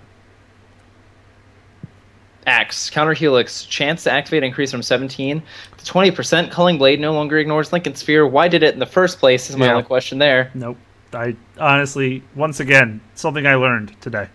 There are a lot of things in this game that are exceptions to rules, and I'm fine with it. But then there are things like that where I'm like, no, why? I guess because Axe wasn't really useful before, and I feel like he's gotten his play, Bulba using the Axe as well as some other pro players from time to time. Now that the Helix chances increase, that's cool. How about, the ability, the item that stops single target ability, stopping a single target ability? I'm on board with it. Yeah, I feel like if it blocks Doom, it should block Culling Blade. That's just my thought. So, well done. Bane, aghanim Scepter, Fiend's Grip now also causes anyone who attacks Bane while he is channeling to be afflicted with Nightmare. I'm assuming the clapping was because you hate it. I do. Actually, I do. I don't know why I applauded. Hitting your fist. That wasn't a clap. I don't know if you saw, but that was me banging my head against the wall. And it sounded like a hand clap, which was weird, because you would think it sounds otherwise. Alright, so currently Bane doesn't get aghanims very often at all, right? Typically you see him in the support role, and therefore not getting a lot of money. So, and when he does, he usually doesn't go for something. He goes like a blink or something else. This gives him that kind of that encouragement to go for it again, perchance. Because obviously it makes that Fiend's Grip very strong, increasing that mana drain, doing more damage, etc., etc. But now, obviously he still gets interrupted, right? You need like a BKB or something. But you can't be just whittled down by attacks while you're channeling it. It'll just nightmare everyone else. I think it's a really intriguing buff to the item itself for him. I'm gonna be a negative Nancy and say that I don't care, and I don't think it really matters. It doesn't. Just like Omni Knight Aghanims doesn't. Like you said, there are just other more impactful items to go for, and the fact that someone right-clicking you, okay, they're still just going to stun you, like you said. It's not... I guess that's fine, but again, the number of times you see Aghanims, and the number of times you're like, crap, if only I'd been auto-attacked just a tiny bit less. Fair. You're also still going to have good supports breaking hard carries out of the Nightmare if they're bad and attack you while you're doing it. And they'll just go to punching other people. So, Batrider Flaming Lasso cooldown increased from 90 scaling down to 50 seconds to 90 scaling to 60 seconds. 50 was really low, so I'm okay with this. I think a minute is still kind of low for how much impact it has, but it is kind of what he does, so I like this change. I think it's a good nerf to him. Yeah, I'm fine with it. And I like how they didn't change rank 1, by the way, because they already nerfed the mana cost, making it kind of more difficult to use as it is. So I like how it's stayed the same at 90 and not gone up or anything. Yeah, I agree with that. For Beastmaster, these are pretty interesting. Now, I will tell you, because you didn't read down far enough, that they actually, it seems, to have completely gotten rid of composite damage. It did. Yes. So, now with Beastmaster, wild axes are now just physical damage. Wild axe damage has been reduced. Primal Roar's side knockback radius is increased by 50. The side damage is now the same as the primary target damage, so a little bit better at the lower ranks. The push damage has been increased, and the side push duration increased slightly. So purely physical axe dunk. The roar is a little bit stronger. What do you think? Guess we need Desolator. I guess we do. No, I mean, at first I thought I was very confused because I feel like that was like made him so special was his composite ability. Well, maybe his ultimate helped, but yeah, change that to physical, and I'm sure with the damage tweak, it kind of made it almost balanced out to what it was previously. But it is intriguing. I'm glad it's not like full magic now. That would have pissed me off. I think it would have pissed off a lot of players if they had done it the other direction. Because obviously you get to do ancients, you get to do those kind of things with the physical damage. Oh, yeah. So that would have made it just horrendous. But no, I think it's pretty nice. Actually, to be honest, when I read that, I didn't even read the other 4 things. Okay. Because I was so caught up on just physical. Here's the real question. Where exactly did you stop? You stopped on Brewmaster, correct? I did stop on Brewmaster. What a great place to stop. Okay. Anyway. I didn't even read Brewmaster, to be honest. I stopped right at the tip. Okay, just the tip. So just the tip. No. So the side damage, the push distance, and so basically making everything except for making it more of an AoE-ish item or ability. I guess helps a little bit, but obviously it's still going to serve its main purpose. I don't know. Yeah, I really like Beastmaster, and yeah, he's gotten some really nice buffs, and like the ability to have 2 of the same animal out at once, and I would really like to see him come back to at least be, a situational team-based pick as opposed to never at all, period, for life. He's so good at counter initiating. Like he's amazing, and initiating. He obviously can do both. But like, think about Batriders that come in, try to swoop up your allies. I don't think so. Use that ult with that Aghanims, get the range. I don't know. I just think he definitely has a place, and you could even play him Radiant now. I think that helps a lot. You can play him Radiant offlane and stack those Ancients a lot easier. That might actually help push him in. Yeah, that's very true. Okay. Cray time. Uh-oh. Bloodseeker. Removed from Captain's Mode. Base movement speed now reduced by 10. Reworks Blood Rage. Before, it would increase damage, silence, and then deal damage over time. It would dispel the target. The buff could not be dispelled. And it was a really lengthy duration silence. Gave you some nice bonus damage. There you go. That's pretty much it. Can't target spell immune. That's fine. The new Blood Rage. Amplifies all damage taken and dealt, including spells. A hero affected by Blood Rage buff who kills a unit will be healed for 25% of the dying unit's max HP. However, heroes affected by Blood Rage when killed will heal 25% of their max health to their killer. This no longer dispels the target. Buff can be dispelled. The duration was actually increased. The amplified damage goes from 25% to 40%. 0 mana cost. A cooldown that goes down to 6 seconds. Can target spell immune, but the spell immunity does not remove it. Wow. What a crazy change to the spell. Should also just mention real quick, with as far as like the getting the HP and giving HP, Bloodbath has been removed from the hero and replaced. So this is now his only form of sustain. Yes, from kills and stuff. We should just go through the whole kit first. Okay. Fine, I'll do it. Bloodright has replaced the Bloodbath. Target an area. An effect that is visible to enemies appears on the ground. After 3 seconds, enemies in the area are damaged and silenced. A 600 AoE at a 1500 cast range. Silence going from 3 to 6 seconds. Damage from 120 to 240 pure damage. 100 mana costs. And a cooldown that goes from 29 to 20. Thirst, visibility, and true sight are granted only when the target is at or below 30% instead of 50 to 25 for vision and true sight. Thirst now shows a debuff and a visible effect to the enemy when they are revealed. Thirst, movement, and damage bonuses are now proportional to how low the enemy's health is. Thirst, movement speed, and damage bonus increased from 5 up to 35 to 10 up to 40.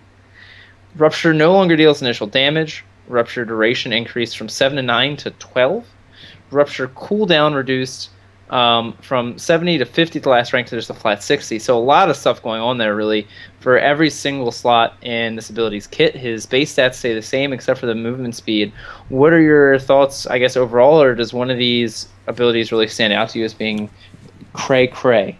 It's Blood Rage seems cray-cray to me.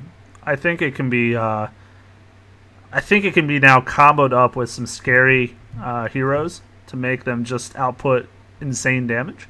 Obviously, previously it was all about your base damage, right? So you use it on yourself late game, or you use it on a hard carry like Lunar or something. Just make them hit so hard you can't deal with it. And obviously, it was also all about that silence. So you get to cast that silence. You ulti, usually pick off the hero that you cast that on.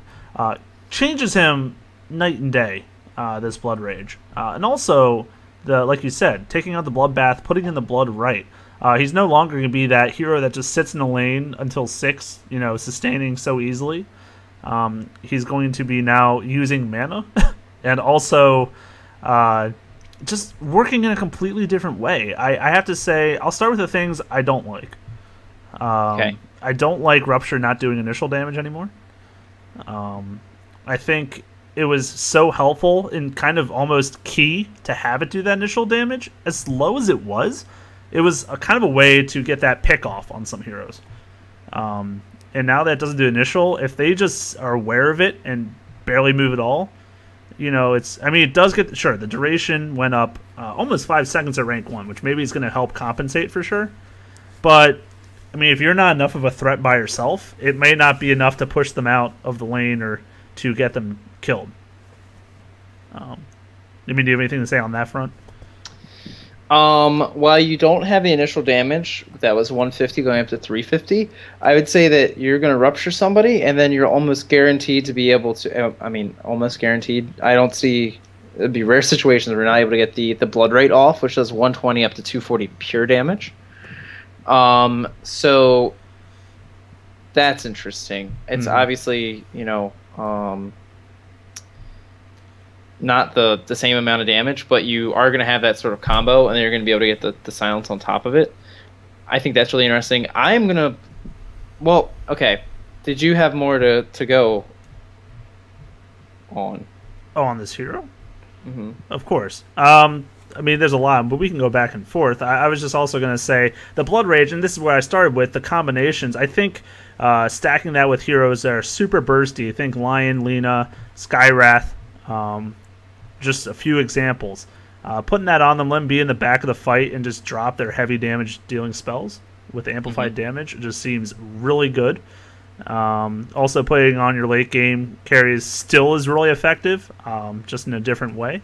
And also putting on an enemy when they're crowd controlled seems really good too. I mean, yeah, they'll be dealing up to 40% more damage, but they'll be taking 40% more damage. So even if they're dishing out more, if you're setting up a gank with another hero and you're 2v1ing, you're going to burst him down so fast if you put that on him instead. So it's got a lot of versatility, but I think it's just, yeah, it's completely changed how the hero is going to function on the team.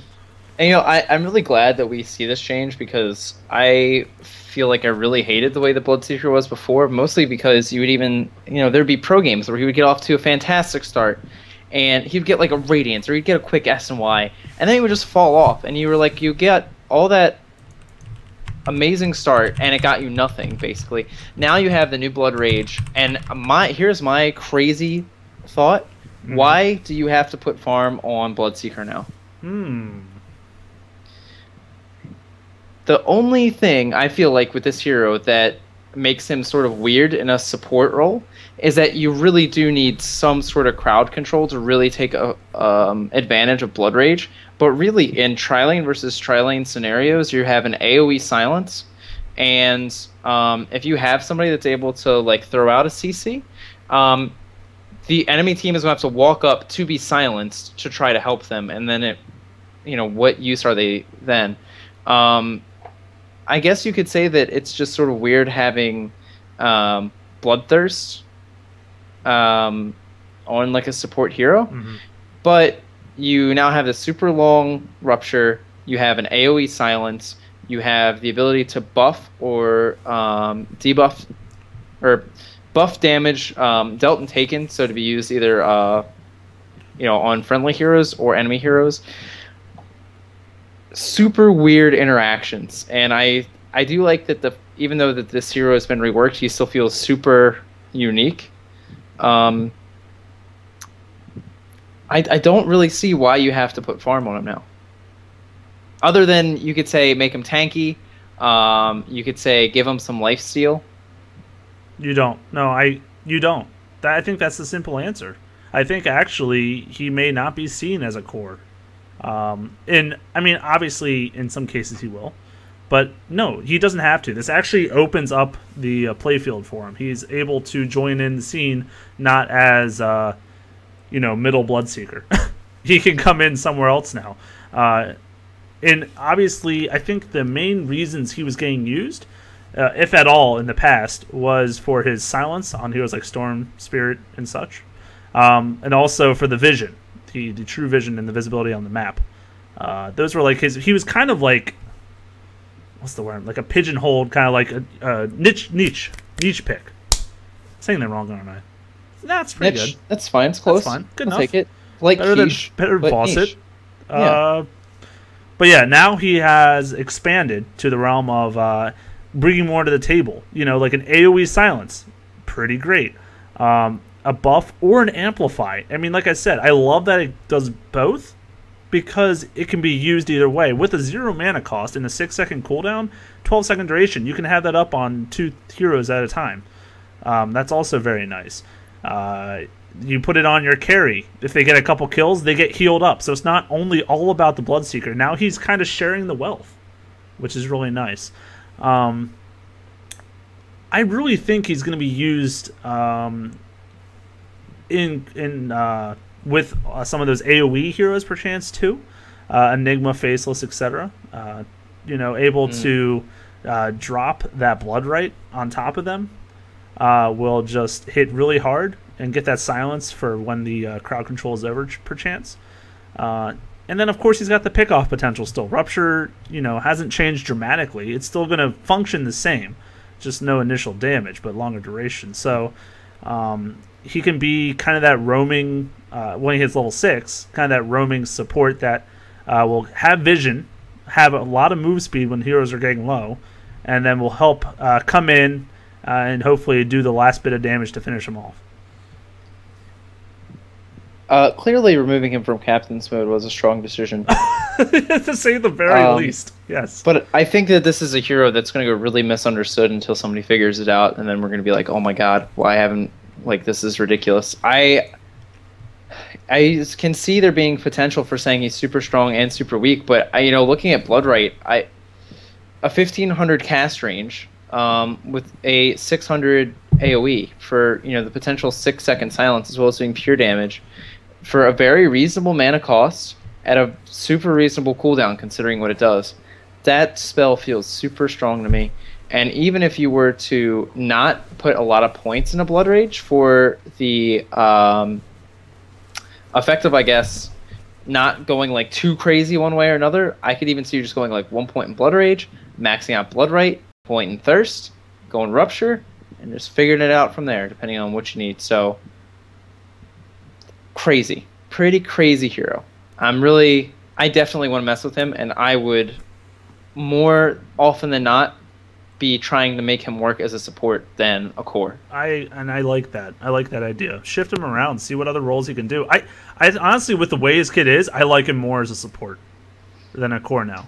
Because like you said, his abilities no longer require him to do anything late game, except be there to buff/debuff, drop his Bloodright and his Rupture. He doesn't need items to do that at all. So yeah, I really actually like the idea of him being maybe a 4, probably a 4 over a 5 just for the experience portion of it. He definitely needs levels, at least to get to 6. From there, yeah, I don't know at that point. Who cares? But to get to that 6 really quick, so he's a threat around the map, seems really nice. Now, obviously, though, this does take a sustain down, which is, I think, another reason why I might like it as a support too. Now, granted, I say sustain down. Now, 25% of lifesteal, or not lifesteal, healing based on their max health, almost kind of makes up for the extra damage you take early game in the lane, you could say, per chance. Like, I could see that maybe trading off. Like, okay, I cast on myself, I got those 2 last hits, but he harassed me 3 times, but I may have netted more health because of the 25% of max health. It was about 137 health when I was killing melee creeps when I tested it out a tiny bit, at least early in the game. So 130 health back for taking maybe a couple pot shots seems like a pretty good trade-off. I don't know. I'm less sold on that aspect of it because I think you might find situations where you could get away with that being worth it. Mm-hmm. I feel like I would have to feel so safe with who I was up against to do something like that, which is, I think, another reason why I like this. I'm really talking myself off of thinking of Bloodseeker in any sort of core role at all, because now I'm even just thinking about, well, okay, guys, what happens if we win a team fight? Now we can push, and Bloodseeker can throw Blood Rage onto a carry that's going to just be able to destroy towers a lot faster than it would be before. How about we just take Roshan really, really, really fast because somebody's doing 30% more damage? It's a really... It opens up a lot of... situations for the hero that were never there to speak of before. And I think just the fact that you think of him more and this, like, even just looking at the Blood Rage and the Bloodbath removal, like you're saying, like the Bloodbath, you have some sustain now with Blood Rage. Bloodbath, you had to kill creeps in order to get effectiveness out of it. So I guess you could say, oh, I'm going to deny and try to get health, but you're really looking at that like, oh, I'm just going to be really good at last hitting to get farm, which does nothing. And I'm going to be able to sit in the lane and sustain pretty well and get that farm, which lets me do nothing. So I think that this just makes the hero a lot more interesting. And, again, when we go to look at Phantom Lancer as well, I was really curious to see how changes would happen to these heroes that would make them still feel as unique as they really are, but make them more viable. And I think this is a really great rebalancing for the hero, and I really want to see how it turns out. Yeah, actually, Bonk in the chat was putting up a good point, because I was talking about how maybe late game you put on like your hard carry, like a Luna or something, and just watch her go to town. But it's such a big swing, too, because not only is he doing 40% more damage, but Luna taking 40% more damage is insanely risky, too. Like, it has to be in a situation where she'll be safe enough. You know, if she's like, if you just go in the middle of a fight and just drop it on Luna, she's probably dead. But if you're like maybe chasing enemies down, or like it's a 4v2 or something, like there's got to be a situation where it's a lot more practical, obviously. So yeah, I can definitely see both sides to it. He was actually mentioning putting on like Earthshaker before he goes in and Echo Slams. Pretty awesome. Oh yeah, that's true too. Even if it's a hero that you're saying that they're going to be a one-trick pony, well, all right. Heroes with really long. I was just like looking at Lich. I'm like, what if you put it on him and he's able to just throw out the ultimate there real quick, and then I mean you have ice armor up on people, so really you've done your job, and you just did 40% more damage on that ability. And you know, using the Rupture and using Bloodright for that AoE silence, you surely get not a real hardcore crowd control, because you have to use Rupture to set up your silence, and you know, they still have the potential to move if they're able to get rid of the Rupture. You still have some sort of control function, which I think is just really, really neat. I don't know, if I had to choose, well, maybe after we get to Phantom Lancer, I'll tell you which one I think I like more, but let's move on to Bounty Hunter. The oh no, you did see this one. Gosh, I can't wait till we get some charge. I saw this one and I laughed out loud. Dunk. Bounty Hunter Shriek and Toss now bounces to all tracked units within a 900 range. I just don't like, why did they do that? That is this is like the swingiest hero. I mean, I guess that's his point, right? But to have all these people that you're now actually going to be able to get extra kills on, as far as just tracking up one person, killing them, and then laughing and running away in your invisibility, the potential just feel like, well, just picked up like 3 kills. Let me just see if I'm correct. If I track one hero and I Shriek and Toss the hero next to him that's not tracked, it'll bounce to the track guy. Because that's how it reads to me.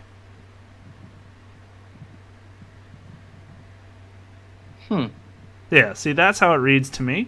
Additional testing will have to be done. Exactly. Well, we always say that, and then we usually don't do the testing. I'm doing it right now. Oh, perfect. So there you go. Perfect. That's how it reads to me, though. Like that. Not that every single one has to be tracked. That at least one does within the 900 to bounce to it, which would make it a lot better, obviously, because there's not tons of situations where you're tracking multiple people and then fighting both of them in the same 900 radius. It doesn't happen that often. So that would make it a lot more improved if you could get it to go that way instead. I think that also gives you some opportunities for heroes with like blinks and stuff. If you're able to sort of like jump out and they try to blink away, well, if that does work, then you Shriek and Toss a range creep and it's able to bounce. So that's kind of interesting, and I will let you know as soon as I find out how that works. But either way, it's not going to overhaul the hero. It's just a interesting mechanic, to put it bluntly. Yeah, Brewmaster, Drunken Brawler, crit strike, evasion timer increase from 10 to 16, scaling down to 10. Good.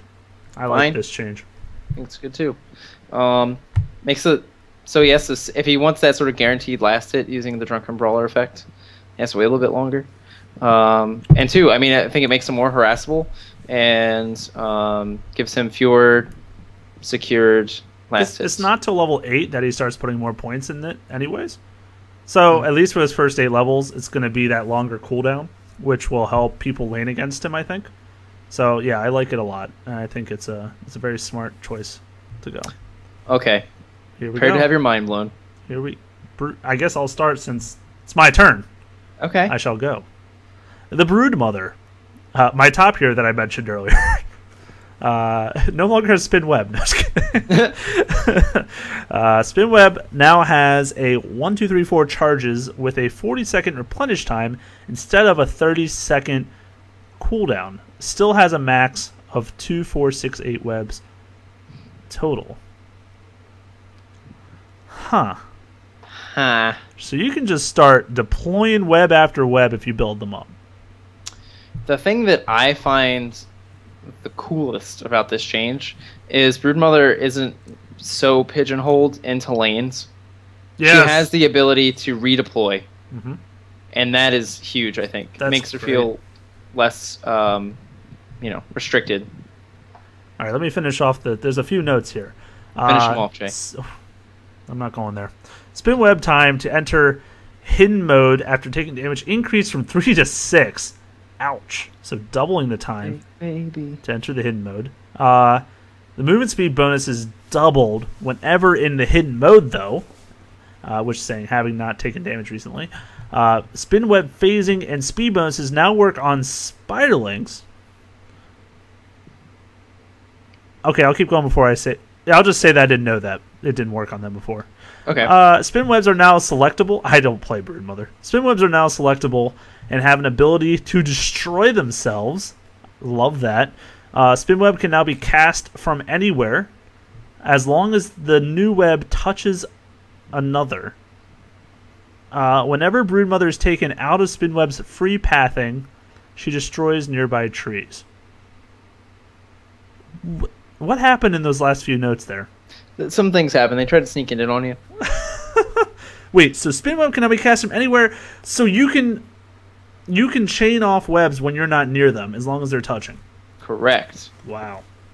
What is the... Go ahead. What is the purpose of that? You would be able to set up a place that you're looking to go, I suppose. You'd be able to sort of feint. I don't know that I care about that one so much as I do... The one that I actually really liked was Broodmother. When she's taking out the spin web free pathing, she destroys nearby trees. I am a terrible player. So what had happened was, when everybody was picking Broodmother, I'm like, oh snap, I'm going to get it on this, and I'm going to troll some pubs, except I kept coming out of webs at the wrong time, and would be boxed in by like 3 trees, and it was terrible. So I really like this. That's the one that stands out to me. The spin webs being able to be destroyed, I think is also really nice. So you get to choose more strategically, choose which ones will be destroyed and which ones will still remain. Yeah. No, that's pretty cool. And obviously the double time thing makes it really more difficult for her just to kind of like slip in and out of fights. Like she's really going to have to work hard to enter that hidden mode.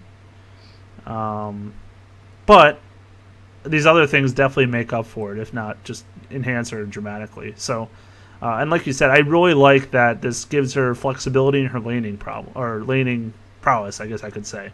The charge deployment being so helpful.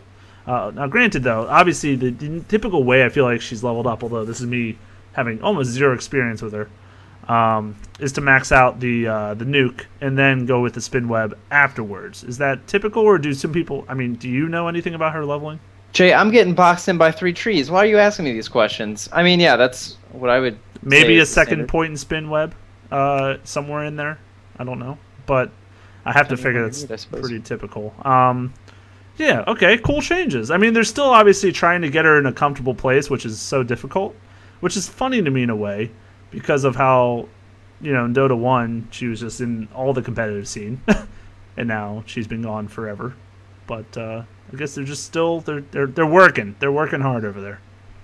Yeah, I feel like this makes her a lot more comfortable. It's one of those heroes, almost like the Phantom Lancer, who's also gotten, changed, reworked this patch, is either like obnoxious or useless, and there really is no middle ground. And I don't play with or against Broodmothers enough to say if I feel like this is a completely comfortable place, but I feel like it's definitely more comfortable. I have a book to read here. Stampede mana cost increased from 80 to 100. I'm going to go ahead and read the next one. Because I feel like, cool. Nice nerf to Centaur. Fine. Phantasm Illusion duration increased from 24 to 34. Funny story, everybody out there. We were actually going to be talking about Chaos Knight this this episode, because we actually got to watch Be More Zen. I got to cast some games. They're actually up on the YouTube channel. You can go check those out. It was a lot of fun to cast. But that actually got sidetracked by 622, as it turns out. But still get to talk about them a little bit. Illusion duration increase. What do you think about that? That's great. Those illusions, I mean, they do take a decent chunk of damage, but late game, especially when he gets a bunch of them, and he has his heart or his different items where he has 2 to 3,000 health, despite them taking more damage, they're still going to last a decent amount of time. So just giving him more duration gives him more flexibility, not only for the team fighting, but then pushing potential. Another 10 seconds when you're trying to push down a lane is dramatic, in my opinion, and will definitely just add a lot of value to his siege potential late game.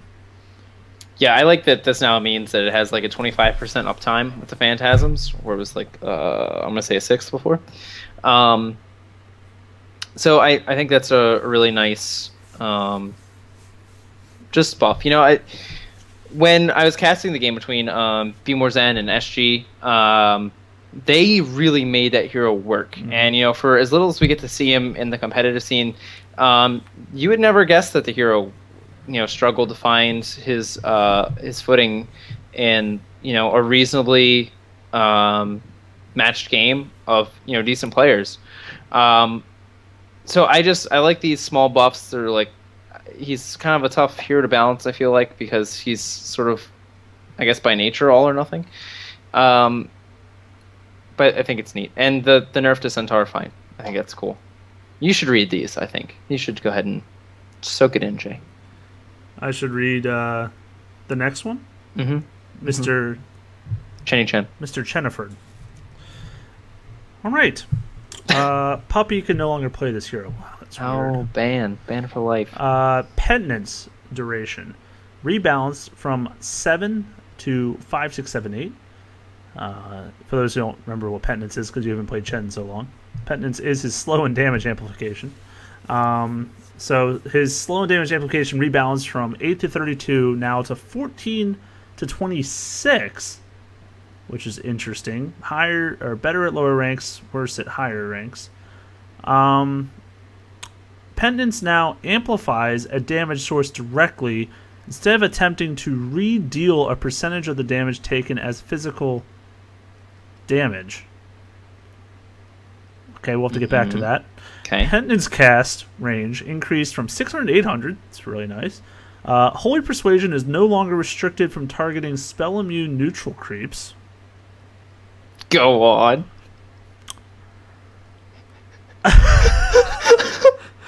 Aghanim Scepter now allows Holy Persuasion to... Stop! Volvo! Stop the presses! What have you done? Alright, let me finish the thought. I'm sorry. Okay. Trying to get my act together here. Mm-hmm. Now allows Holy Persuasion, folks, to target ancient creeps. Maximum 1 per level of Hand of God. Okay, hold on. Uh-huh. It says it now allows. So they did away with the heal cooldown then. No, I would... You think it's both? I think it's both. That would... I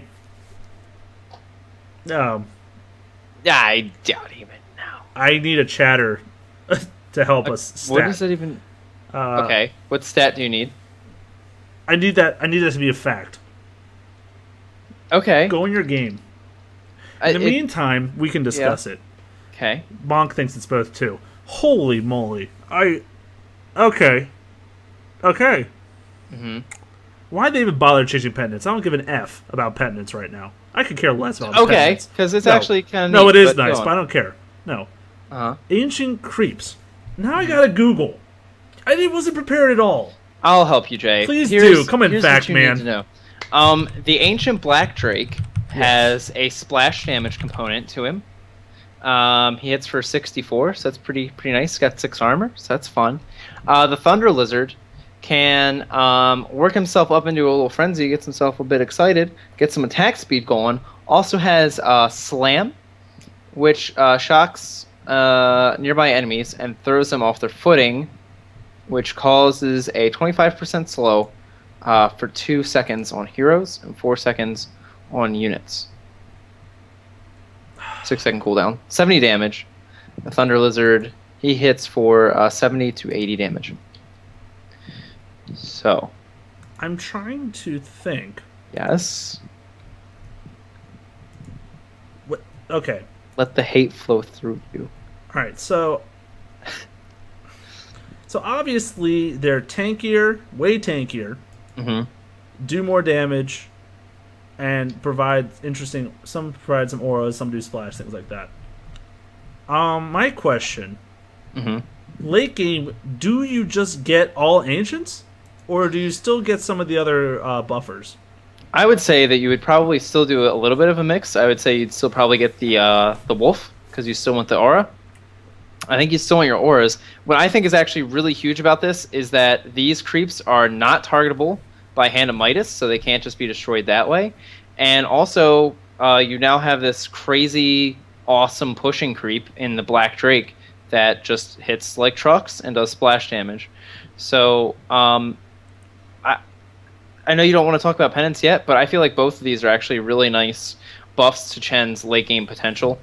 And they sort of give him not only defense against Midas, but also Enchantress. So I think there's a lot here that really helps Chen out a lot. A lot here that helps him a lot. Yes, that's a terrible sentence, but I'm going to stick with it. Bonk also said, don't forget... I'm getting a lot of help from him. He said, don't forget that you can't instantly heal them with Hand of God. That's true. Very I did forget that, so thank you. But still, they're so strong. I mean, like what? Some have 1,200-1,300 health. I mean, and that's... Oh, jeez, you're asking for so many numbers today, Jay. That's base, so without Chen buffing it with his Holy Persuasion. 1,400 health on the Thunderhide, which is the big Thunder Lizard creep, and I'm just going to pretend like that's the only one. So yeah, that's a decent chunk of health. So it's practically another hero. I think it's a really nice change. I think that's really cool. Yeah. You still need the aghanims to do it, so it's not like his build has really changed. He's still sort of pitch and hold into getting the aghanims, but it gives him that late game oomph. And it gives him a lot of immunity against sort of the dumb things that just sort of hard counter the hero. Or not hard counter, but make it really unattractive as a pick.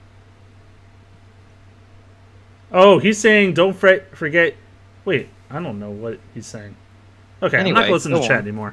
But either way, I do like also, now that I'm coming back and like, you know, from the space out wherever I was from reading Hysteria. The Penance change is nice, allowing him to maybe provide some more help burst-wise in the early game. Because obviously, Holy Persuasion's kind of always been the thing you want to level, which makes a lot of sense, granted. But now Penance is looking a lot more meaty, at least in this first couple points. And I don't know, amplifying the damage source instead of attempting to re-deal as physical? I mean, how does that work out? Do you have any idea?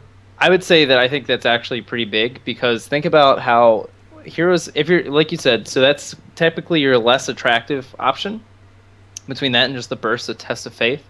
So you're getting this ability that is going to be doing additional physical damage, right? Which is going to become less effective as heroes level up and get more armor passively, and then also get it from items. And you also figure, since items like, you know, mech are pretty common, which are going to give you the bonus armor from the activate, how many sources are giving you increased magic resistance? Really not that many. So I feel like that's gives the ability a lot more play with magic damage, makes it feel more significant in the later parts of the game. That definitely makes a lot of sense. I'm really intrigued. He's obviously kind of disappeared. Then again, the whole meta is going to, let's be honest, the meta is going to shift completely. I haven't even gotten to all the heroes yet, and I just have to assume these changes are just going to dramatically change things. So I think this is definitely putting him as a contender, though, for the new meta. And I'm definitely intrigued of what he can do in that lineup.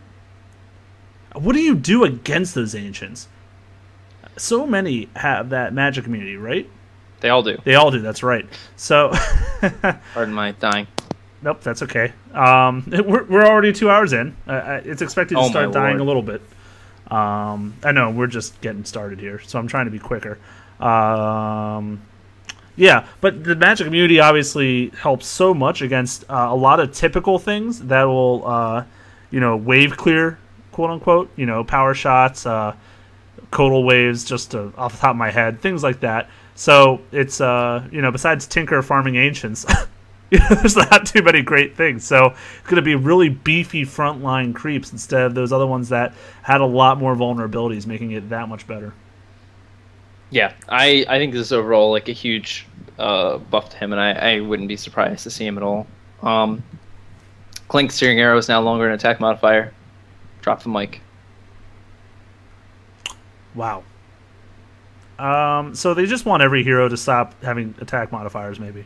Because they already did this with a few of them. So, F it. Clinkz is one of them. I guess he's been underutilized a lot in recent times. So, just giving him more flexibility on attack modifiers. I guess. I mean, I guess Dezo is my first thought. Maelstrom is mine, just because I am in love with that item in maybe a creepy sort of way. But that's also because he's a lot about the burst with Strafe. It's just another option to go instead of just relying on a Crystallis and a Daedalus to provide you with burst damage. Right, you have flexibility now. That is really cool. Lifesteal, no. You're still not going that, let's be honest. But that is really cool. I do like that a lot. So not the biggest change, but it will help him for sure. Clockwerk Hookshot now pulls Clockwerk to neutral creeps normally like any unit. It previously triggered on neutral creeps but didn't travel to them. I had no idea. You learned a lot about the way so much. Dota... Actually, I think I did know that. You learned a lot about Dota 2. It's a shame we're playing Dota 3 now. I'm falling behind. Yeah, I mean, obviously giving you better escape routes. Or I guess potentially initiations if you can get to the neutral camps. But I think mainly for the escape potential, getting across the map, hookshot into a jungle neutral camp that you guarantee should be there, lets you kind of fly away from the situation. Seems pretty good. Yeah, I have to do two things. I have to say not only the next hero change, but I also have to go back and say that Bounty Hunter, it does work the way that you were saying. If you have a tracked target and a non-tracked target, it will bounce from the non-tracked target and hit the tracked target. Okay, that makes it actually decent. Mm-hmm. Yes. And then I have to read my baby's buff. Crystal Maiden, Frostbite damage interval from 70 per 1 second to 50 per 0.5 seconds, which brings the total damage from 150 up to 300. Still lasts the whole 10 seconds on neutral creeps. Also, freezing field explosion radius is increased, so the ultimate a lot more likely to do damage. actually do things. Yay! More chances to fail. So, do you like these changes? I mean, yeah. The thing that I actually haven't gotten to check, and I didn't realize I would want to, is so you'd find with bigger creeps and the frostbite that you would wind up casting it on them, and then you might have to do it like twice. So, as far as your jungling capacity was, it'd be a little weird to start with. But I mean, just the fact that it does more damage to heroes now is cool, because Crystal Maiden is a hero that got nerfed into oblivion and sort of replaced by Shadow Shaman after she was made really a very popular support hero because of the Arcane Aura buffs. I like her a lot. The ultimate has always, I think, been like the least attractive part of her kit, so the fact that it's a little bit more dependable is nice. The one question I have, which I'm testing right now, is if you can completely destroy a creep with rank 1 Frostbite, fit some of the big guys. I was going to say, you go from 700 to 1,000 damage now? That's huge. That's a lot of damage increase for your level 1 Frostbite on creeps. So I get, yeah.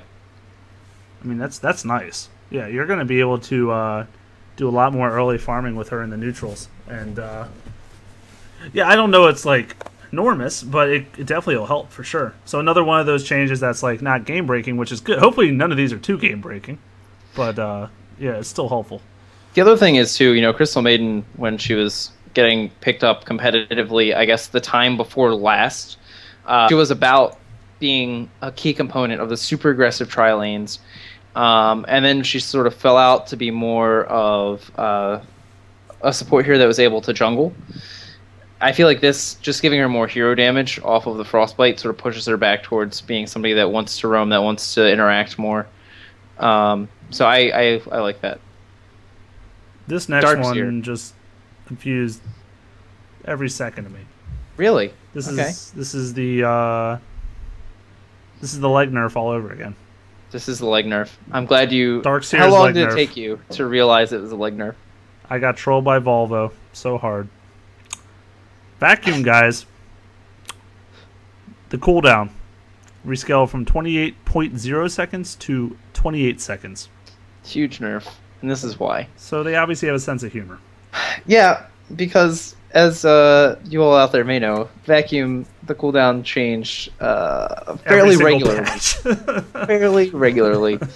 And he would have maybe almost escaped, but no, he does get sort of an adjustment. Gotta watch out for that decimal.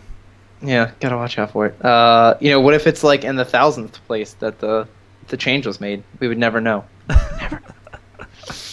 Dazzle, aghanim, scepter, weave. Oh, also, sorry. Tomatoes can be killed now with rank 1 frostbite. Wow. Nice. As can the little ogres. They can get killed in one go, whereas they would not be able to previously. So. Very good. Yes. Dazzle, aghanim, scepter, weave, armor reduction per second increased from 1 scaling up to 1.5 to 1.25 scaling up to 1.75. So, aggro dazzle. So, that's actually pretty nice. That's not too bad. Those were not necessarily the least common aghanim scepters on supports. Maybe not among the highest, but I think interesting. So it's 24 seconds, right? So 24 seconds times a quarter. Oh my is god. Roughly 5. Roughly yourself? 5. No, just roughly 5. Roughly 5. So you're essentially roughly gaining 5 more armor over the span of the 24 seconds. Reduction or just reduction. So not huge, but helpful. Hey, that's kind of the story of this patch. Helpful. I would also describe it as huge, but both. Can it be both? How about both? Death Prophet Exorcism cooldown increased from 115 to 135. See ya. Oh, dang. Think so? No, so. I think that this probably isn't this is a straw on the camel's back, no, but maybe this not isn't the one. straw. No. I am being a little dramatic. No, I mean, she's still going to serve her purpose, but now it's not nearly as frequent of pushes. I mean, 20 seconds, you might think in the grand scheme of things, oh, it's just 20 seconds. But over the course of a game, that does add up a lot. And I don't know. I think it's pretty... Well, it was very deserved, I think. And I like it. I definitely like it. Yeah, and I mean, like, the tower bounty adjustments and stuff, too, I think would also go towards making her less attractive, or, just Deathwall in general, less attractive, so continuing to get moved in that direction. Doom now requires Aghanim Scepter to disable passives. Jeez, he hates all these. He keeps punching his fist, or his open palm. I don't... Doom ability cast point increased from 0.3 to 0.5. Did someone send in our episode that I said that on? I don't. Someone sent that. Maybe Valve. Oh, I said it on an episode. I said it on one of them. How could you not remember that? I talked specifically about Faceless Void and his backtracking, Fan Lancer and his evasion. Okay, I'll buy it. It's Either nice. way, I like it. And obviously Doom, so prevalent in the current meta. I mean, not that Aghanim Scepter is used a lot, and I think that's maybe why. I mean, if you really need the passives to get disabled, then you're going to have to build a different way. I mean, Blur, Backtrack, Spectre using the dispersion. I mean, there are a lot of little things that this affects. A lot of places that this comes into play. I like it. I think it's fine. Even the increased cast point is really nice too, to make it a little bit easier to interrupt and stop from. Yeah, I mean, if he blinks on you to doom you, you maybe have that extra 0.2 seconds to maybe blink away or get out. So gives that extra little wiggle room. Say it. Frost Arrow slow increased from 11 scaling up to 60 to 15 scaling up to 60, so clearly a buff to support Drow. clearly the only thing they had in mind when they did that one. That's all I had in mind. Anyway, moving on, because there is no carry component to discuss with that. No, it's cool. I mean, you know, I feel like the Frost Arrows you might wind up turning off to go for an Orb effect. This one's still remaining an Orb effect in this patch. How annoying. Ridiculous. 60% slow. Oh, what did they do to their spirit? You're going to have to read and explain this to me, because I want to say that you've played